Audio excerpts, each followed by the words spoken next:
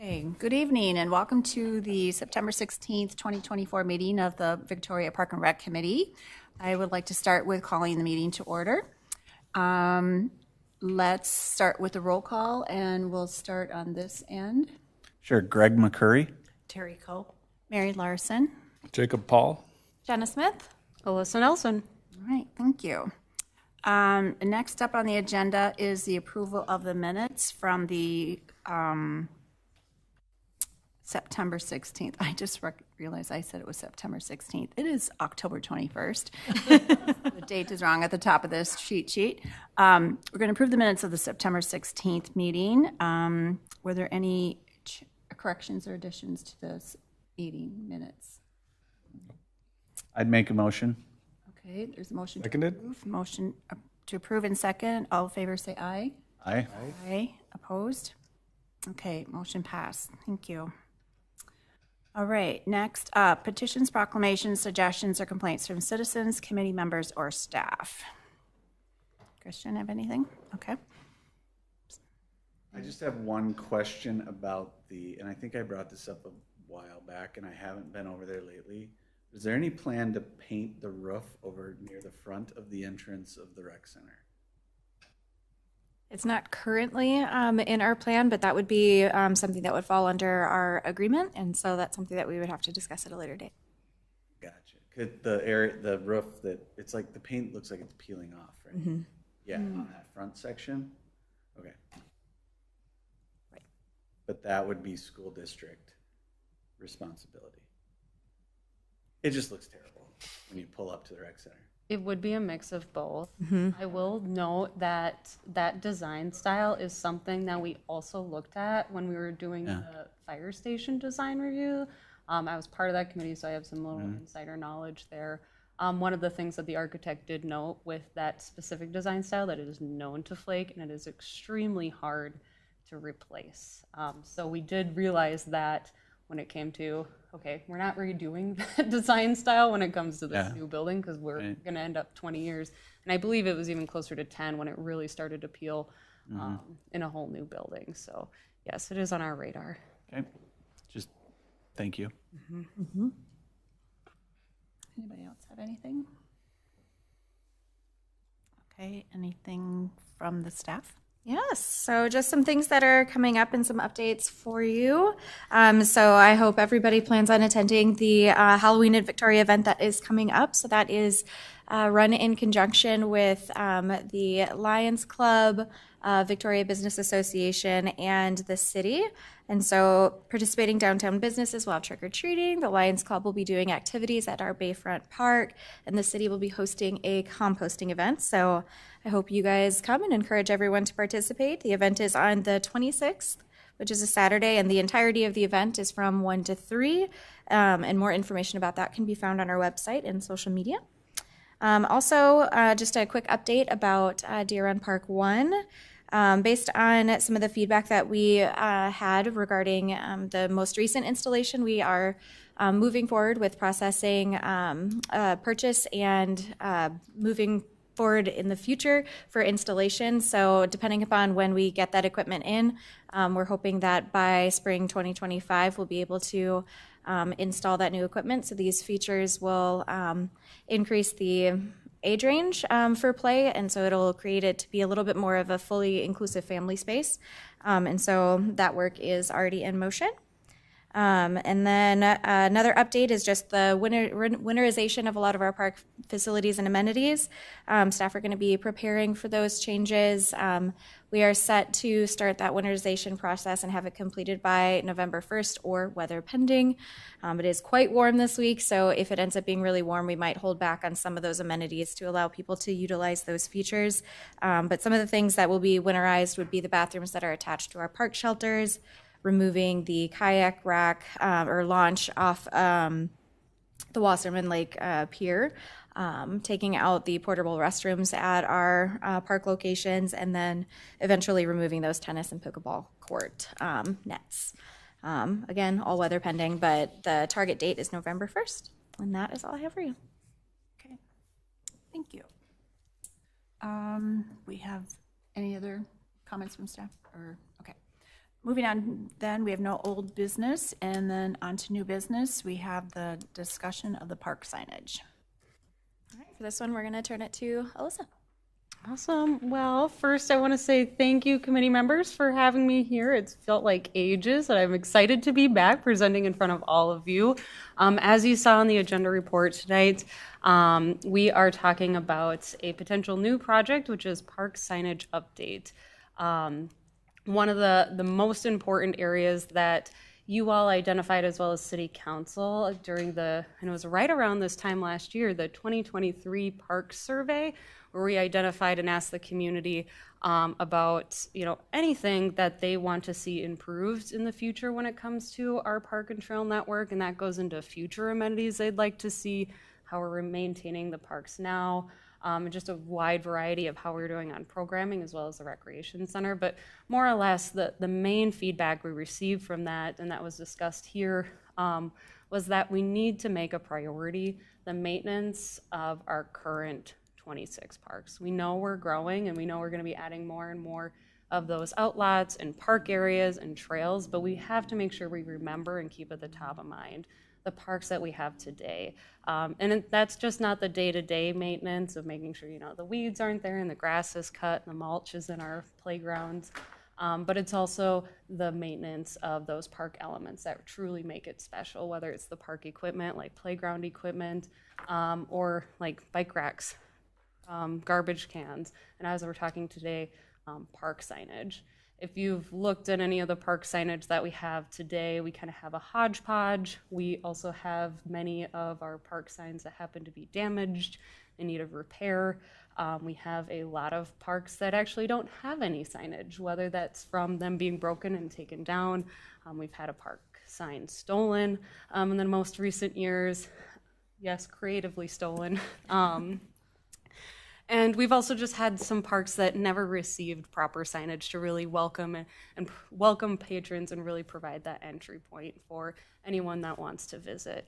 And even sometimes the importance of entrance signs is just to identify a park. Some of our parks that do not have park signs are more of our natural parks, which then they just tend to turn into looking more like an outlot or a private residence lot rather than what they actually are there for, which is green space to be enjoyed by the entirety of the community. Now, why are we talking about this now? Obviously, this is a pressing priority for the community, as we heard in the Parks and Recreation Survey. It's a priority of the Recreations Committee, and then it's also a big priority for City Council. And there are further discussions of the Park Survey and really identifying what's that next step for the City of Lakes and Parks. One of the major things that they identified is that maintenance, but also making sure that we're maintaining the core element to our parks, that entry point, meaning those park entrance point signs. One of the big areas that these park signs help with is providing a cohesive look to our entire parks and trail network. As you walk through the City of Lakes and Parks, one of the things that they've identified is that they want people to know that they happen to be in Victoria, whether they just hopped on a trail from Lake Minnetonka Regional Trail and they tootled down to Kirklocken, or they ended up in Goodman Park after just taking a stroll off of Park Avenue. They want people to know exactly where they happen to be. And one of the major ways you can do that is making sure your park signs happen to be the same look, the same feel, having that cohesive brand and style.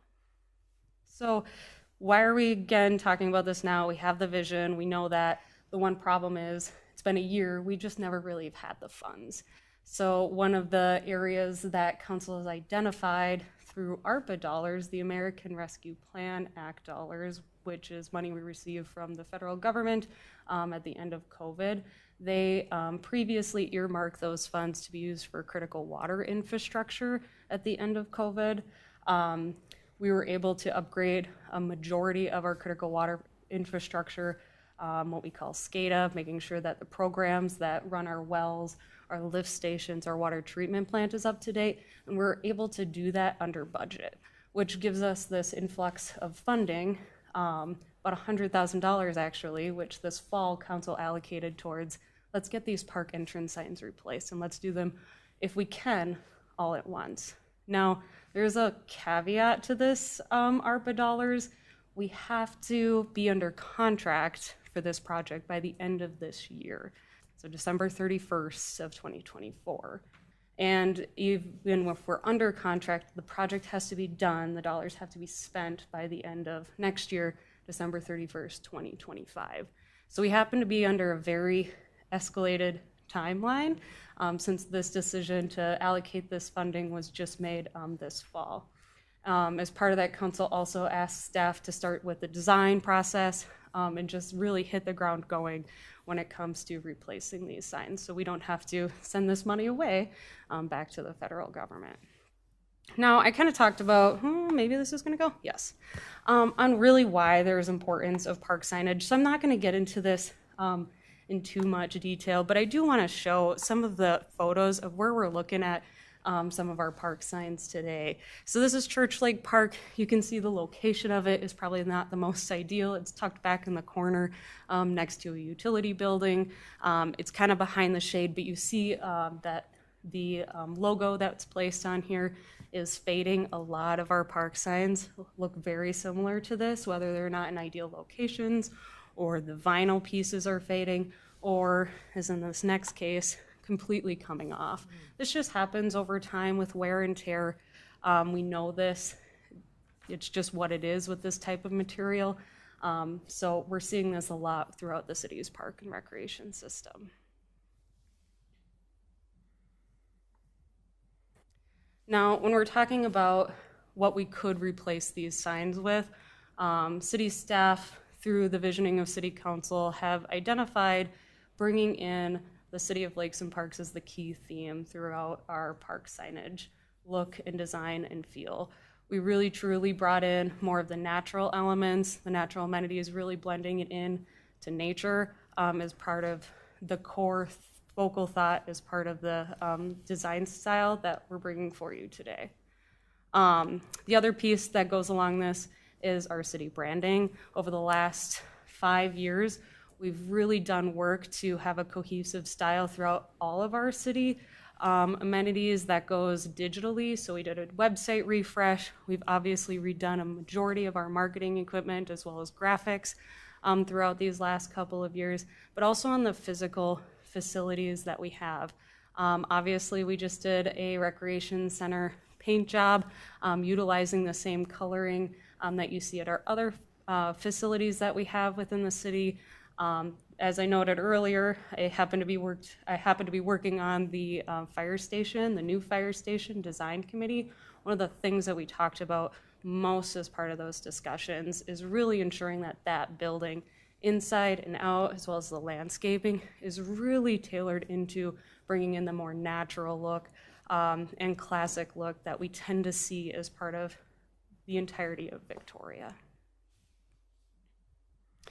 So, before I really jump into these, and as you're absorbing this first sign review, we do have 4 different tiers that we're presenting as part of this. The 4 different tiers, and I'll go into each one of those, is really based on the different type of park, whether it's the type of size of park or the amenities within the park or the usage of the park, but really the different type of park.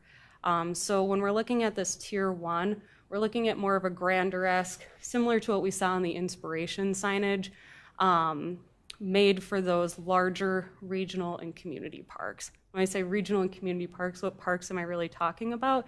Those parks that really bring people together from outside of the community for events or different programming. The parks we're talking about here is D-Town Park as well as Lions.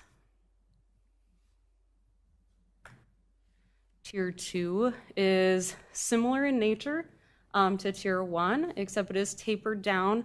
Tier 2 is really geared towards our larger neighborhood parks. Larger neighborhood parks, I obviously have the examples or the list of the parks on the screen, our Lake Bridge, our Lake Towns, our Rhapsodies. There are larger, about 5-acre parks that happen to be in the middle of neighborhoods.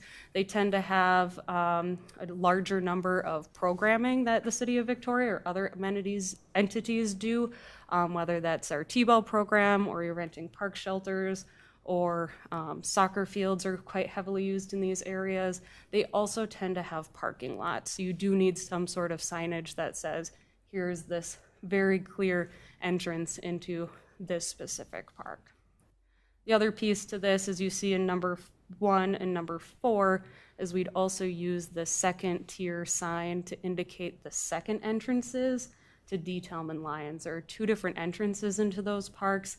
Obviously, we have our main entrance point, but then we would utilize this lower tier to indicate that secondary entrance into these spaces. You also notice that these go shorter in height. One of the key elements we thought about when it comes to this sign is you are in neighborhoods. You don't necessarily want to be as intrusive to the residents that happen to live nearby or close to that park.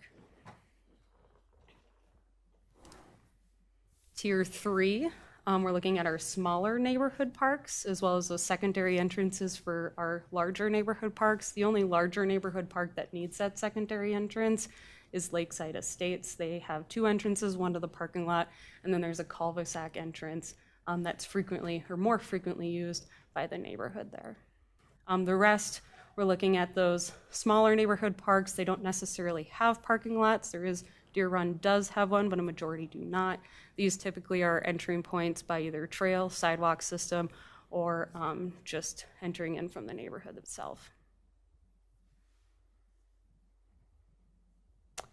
And tier 4, our last tier, more of a signpost style, and this is for our more natural parks that don't necessarily have signage, signs that we don't necessarily want to be extremely obtrusive to the open landscape in those parks, as well as our one urban park, which is right next door, Bayfront Park, which currently also does not have a sign indicating where it is located. With these signs, I also want to note, because we typically do not see signs currently at a lot of these locations, we also don't have park hours or park rule signs. What our intention is place the park rule signs on the back of this post, so we're not necessarily having to have multiple signs within a very small space or just within a very small entry point. We're able to use this sign in multiple facets and multiple functions.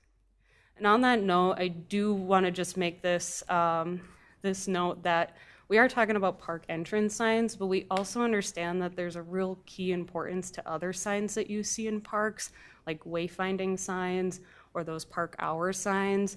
That's probably what I'm going to call our phase 2 as part of this. We want to make sure our park entrance signs are taken care of as part of this, but making sure that our next phase and being really conscious of that we need to provide those other features and making sure that those are utilizing the same brand, utilizing the same look.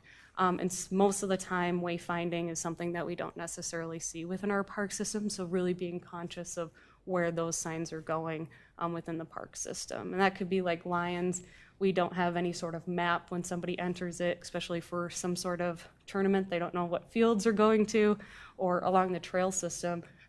You all did a wonderful job helping coordinate walking routes for our city, but you might not know that they're there unless you're on our website. So having some sort of sign that says, here's a QR code, or here's where you are on the City of Victoria trail map, could be that next phase for us at just elevating our experience within our parks and trail system as we are today. So I already talked about funding, but really the reason we're bringing this forward to you all is because we know $100,000 is going to go a long way, but just based on some preliminary numbers that we're receiving, we might not be able to get to all of our parks today. And obviously we have some recommendations for you, just for you all to noodle about, but as our park users and as our champion of parks, we really want to hear, you know, if we have to prioritize certain parks to getting this new amenity, which parks should we prioritize first? Which parks or maybe we should put on the back burner? And what are those parks in between? So as I just mentioned, there's just some examples we threw on the screen for you, but I'll skip past that. Other considerations, like I mentioned, Rhapsody's sign was stolen, so that park does not currently have a sign, even though it's a large neighborhood park regularly used for park usage. We do have a couple signs that are broken. Laketown, Detailm. Detailm needs 2 signs, the tier 1 sign, as well as that secondary sign. So if we do one, we'd probably want to do both. Lions Park, that south entrance, the parking lot entrance that most people are familiar with, has no signage, even though it's probably the most regularly used entrance into that park space. Additionally, one of the things that City Council thought through in discussing with Lions and our partners Victoria Vix is that having some sort of ability for them to utilize that sign to have some sort of, I'll pull that sign back up, like Victoria event here, or Lions Fish Fry here, or Vic's game tonight at 7. So what we would look at for something like that is probably a similar black bar on the bottom here that those type of organizations would be able to use and advertise their events as the event is coming through. And then the last one, and it's not necessarily a consideration, just something to think through and something we want to be cognizant of, is that Madison Park. For those who were around during this time, Madison Park was previously named Watermark Park, but I believe in 2016, might be 2017, but either way, the park was renamed to Madison Park to honor Madison Mertz, who unfortunately passed away after a long battle with cancer. She was a young girl, and her family happens to live across the street from Madison Park. So obviously the city honored the park after her, but another piece to that is the community helped pay for a specialty sign to be made at both entrances to that park. So if we were to replace that sign, we would want to mimic those features that they included on the current sign that's shown before you. So the dragonfly, the heart, as well as the pink writing. We also have the opportunity just to leave this park sign as is until it absolutely needs to be replaced. And at that point, have a conversation with the family of what happens next. So with that, like I said, we came up with just a recommendation, but we really want to hear what your thoughts are about where do we go to next? What are our next steps? What do we need to be thinking about? For our first priority on staff side is just replace any of those broken or stolen signs. Those are really our key priority areas. In addition to getting that the Lions Park sign up, so then we can help advertise our partner events, the Lions and the Vics. The secondary priority would then be the rest of the Tier 1 and Tier 2 signs for those larger neighborhood parks. Those tend to be our most utilized parks. We tend to have more of our programming in those spaces.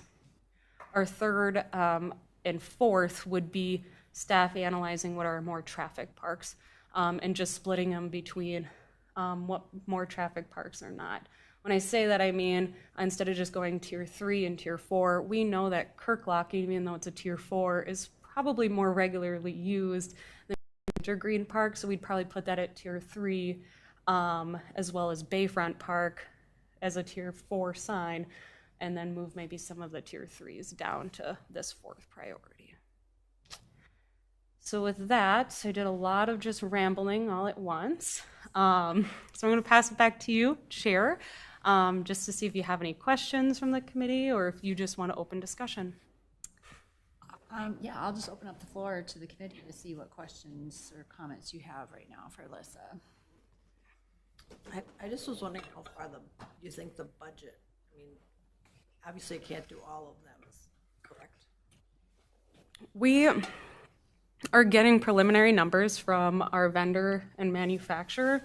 Probably the biggest, I wouldn't say the biggest cost, but probably the biggest stretch of our dollar is going to come to the installation piece. So we could probably afford all the signs today, but we couldn't install them all. So that's where we're trying to figure out how do we make this money work to get them all replaced next year. But just knowing that I think the cost of the signs themselves were close to $100,000. It was about $60,000 just for the installation piece. And that was just a guesstimate because one of the things that we have to talk to the installer is exactly where these signs are being located. It's going to cost more if we're in a specific area that might have a ditch or needs some minor grading than versus a flat property or a flat piece of land that already had a sign there. So the installation is kind of where we're fluctuating, but even still we're probably above budget just to do both of those.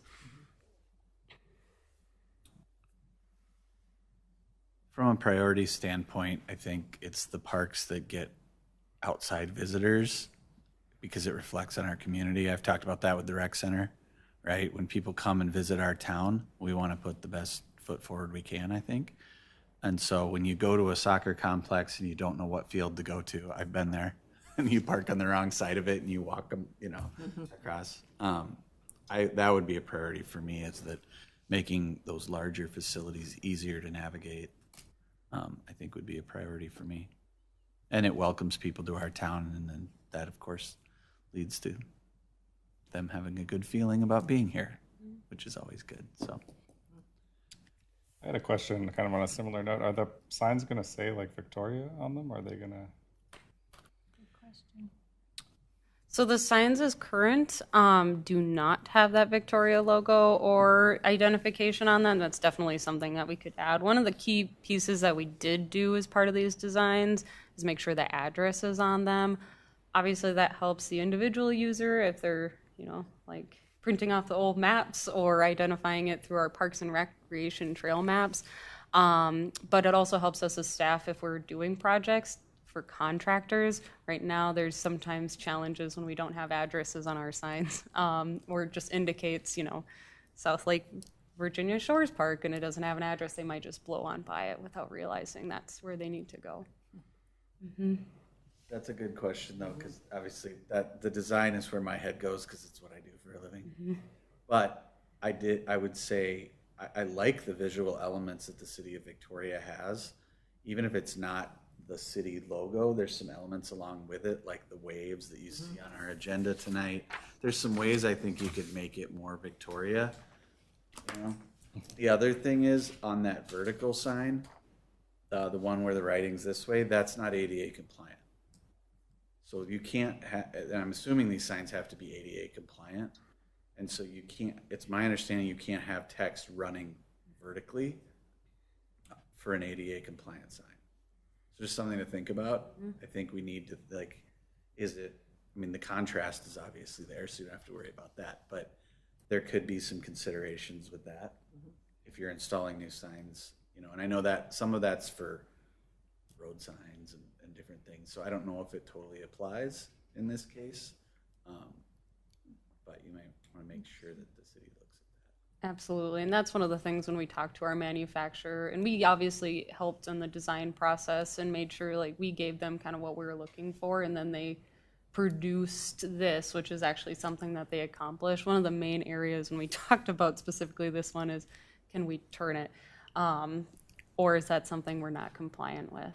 So that is something that we'll be okay with having for these type of signs. Okay. But I think that's a great thought. We were on the same page as well.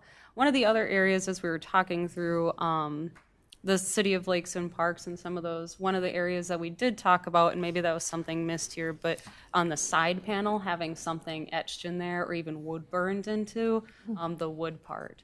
So that could be something that we do after the fact too. Sorry, go ahead. No, I love the idea of using natural materials in wood, but I also know it's not going to last. So what considerations given to other things that maybe look natural but would last longer? Very fair question. And that's something I didn't mention in the presentation. I do have in my notes is one of the things I want to point out to this image as well as the rest. The first is the base of the image. One of the key things that we talked about in doing this is obviously maintenance. And we talked to our public works about specifically what they want to see, because they're the ones that have to maintain this sign after the fact. So the base, right now our signs are 2 posts with clearing underneath. That makes it really challenging for them to upkeep when it comes to having the mower run underneath or not having the mower run underneath and having to just come back out and weed whip specifically for that. So one of the reasons that we chose a design like this is to help with the maintenance. The other question we asked them is really specific towards that wood type of material. What we found when we talked to the manufacturers, even if we had more of they have a fake wood material, it fades really fast. We actually can see it. We have a similar sign for the former public workshop just straight east of here. We had a brief period where we used more purple designs. Now we've kind of gone back to the historic blue that Victoria has done over the last few years. That sign has quite faded.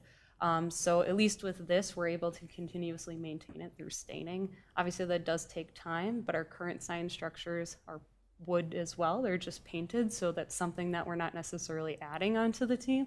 It's just more of a continuation of our current process. The other piece that we've had or thought that we've had people do in the past is rely on our Boy Scout groups. When we talk to Eagle Scouts about potential projects, one of the things we've had them do in the past is help with the either staining or the painting of our park signs. So there's just many ramblings to talk about maintenance and just kind of the look of these signs. One of the best days was when I got the Trex decking at my house and I don't have to do it, stain it anymore. I'm just saying, there's got to be a product that requires no maintenance. And I love the idea of not having, they don't have to mow or weed whipper on it, but there's got to be something that wouldn't require any maintenance, I would think. But It's probably more expensive, some of that Brazilian hardwood and such. yeah. So I think to your point, having some element of design in there that gives a nod to Victoria, I think is important. Yeah. I agree. I mean, so the Wasserman signage is pretty unique. And even that says City of Victoria, or the one on the road says City of Victoria on it.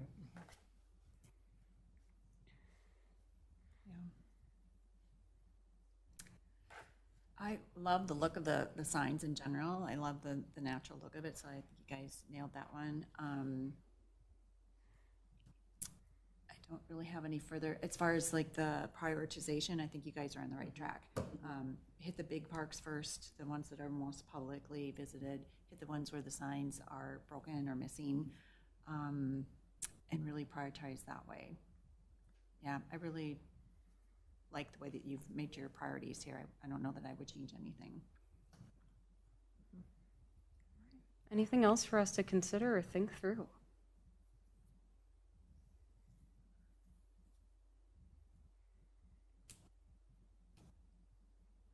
Well, again, thank you for having me back and presenting on this, or allowing me to present on this topic. It's been a very fun project, although it's kind of been a whirlwind project over the last couple of weeks, but we've really enjoyed it and we're really excited to bring these forward. I think it's going to, and I think we all think it's going to make our parks just really transformed into the great amenity that they already are. So thank you. Thank you. Thank you. All right. So Jenna, is that 6.1 and 6.2, or is that? Well, that was the entirety of it. That was the same. Okay, great. Any other business we have to discuss? All right. Well, with that, could I have a motion to adjourn? I motion to adjourn. I'll second. Again? Okay, all in favor, say aye. Aye. Opposed? Okay, we are adjourned.